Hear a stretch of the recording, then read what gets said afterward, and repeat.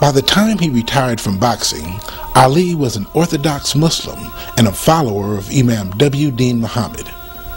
Muslim businessmen began to realize his marketing potential and reached out to embrace this image that had grown to embrace people throughout the world. And we want to now at this time introduce and present to you the champion of the world, who will always be the champion of the world, a man who no one is qualified to introduce. No one is qualified to describe what it was like to make a decision that was unpopular and have the courage and the conviction to stand in front of the world when it was unpopular and tell the world that my faith and my principle and my commitment is more important to me than anything on the face of the earth. Today it's easy to look back and say he was great, but he is more than great. He is the greatest, because he captures all of the feelings all of us would like to have. Children who are growing up, going to school and sometimes getting discouraged. Mothers who go to work every day and come home and sometimes need just a little inspiration. Muhammad Ali has become the greatest to the world because he was prepared to pay the price to prove what the human being is capable of. In my travels throughout the world, after becoming a Muslim, accepting the name of Muhammad Ali from the late great Elijah Muhammad, peace and blessings of Allah be upon him, has made me the most popular human being on earth.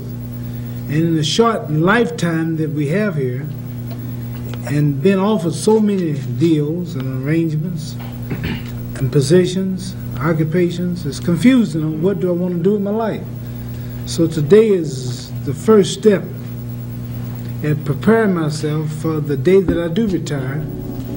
Following his diagnosis of Parkinson's syndrome, his energy never wavered as he supported causes throughout the country, such as building an Islamic institution in Los Angeles. I mean, the world is watching. The world is watching. They've been watching you all your life. You know that.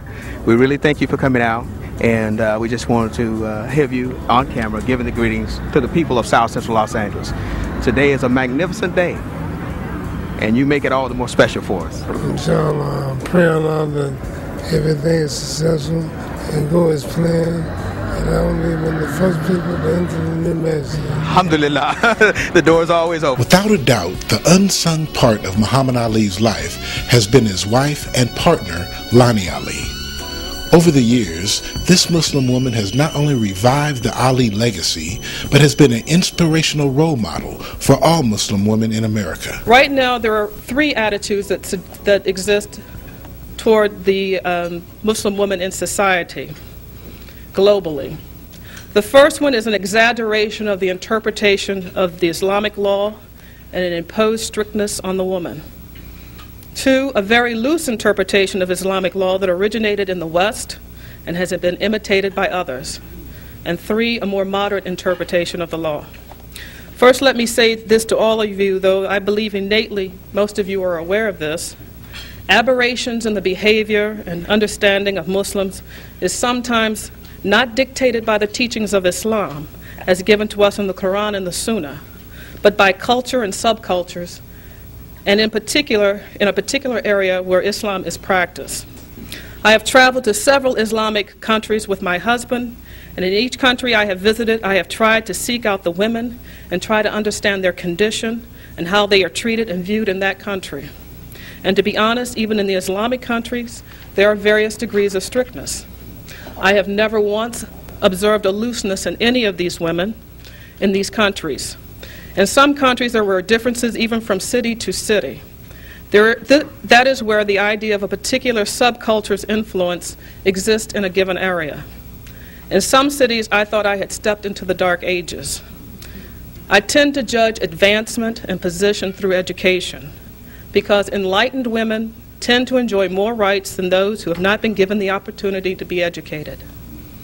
In other cities within the same country, the status of women would be quite different. They seem to have a strong presence and appear to be very well versed and educated and aware. But it really bothers me, and I dislike it, when Westerners see these situations where the Muslim women are not very well educated or not educated at all, and they're tied to the house, and they develop the attitude that Islam enslaves women and in some way makes them second-class citizens. We have all heard that before. But what I am finding out is that they are witnessing a cultural custom, not Islam, but because they happen to be in a predominantly Islamic country or an Islamic state, then they assume this must be Islam. After all, the woman is Muslim, her husband's Muslim, her children are Muslim, so this is what Islam teaches. But they are very, very wrong.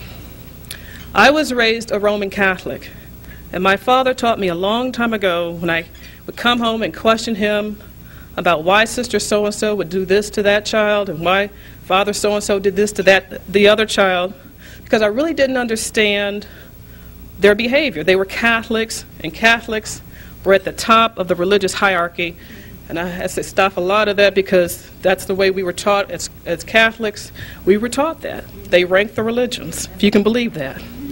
My father would say to me, never judge a religion based on the people who practice it. We are all human and make errors, and sometimes serious ones. Always go to the source of the religion if you really want to understand it. So I say to all of you, Muslim and non-Muslim alike, if you want to know what Islam is all about, go to the source. Read the Quran and study the hadith of the Prophet. That is how you find out about Islam, not from a tour of the Middle East or from the American media. This book is listed, is out there on the table, and I would strongly suggest that all of you purchase it. Because if you need to know where to look to find a list of what your rights are as Islamic women, I would suggest you go to the original sources, not to books written by others, but to read the Quran and the hadiths of the Prophet, may the peace and blessings of Allah be upon him. For Allah, subhanahu wa ta'ala, is all-wise and He is the all-knowing. He is also the all-merciful. Therefore, He provided a blueprint for all of us to follow 1,400 years ago that would last until the day of judgment. He already knew then what state the Muslim woman would be in today during the 21st century. None of this is news to Him. However, we sometimes forget that. Our guidebook was written a long time ago, so let's read it regularly and keep ourselves on the path that Allah subhanahu wa ta'ala intended for us. If it were possible for them to get a fair trial, there would be no necessity for a trial at all. It began as a quest for basic human rights. These are the victims of police bullets, and you don't take the victim in court. It attracted some of the most prominent names in contemporary history. All these black people in Hollywood, all these movie stars, time for them to unite and help these poor black people out here. It became one of the most significant movements in the 20th century.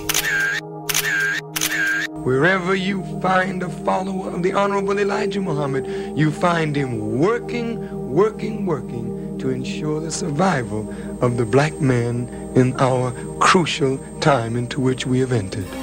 Now, experience the passion. Building a school is not an end in itself. Seeing immersion, generations of graduates is the struggle.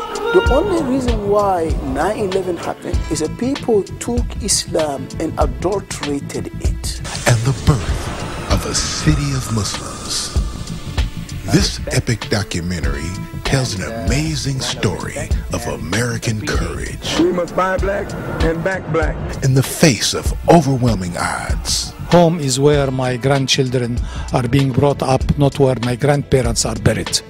It's the documentary that will change your view on Islam in America. God has chosen us.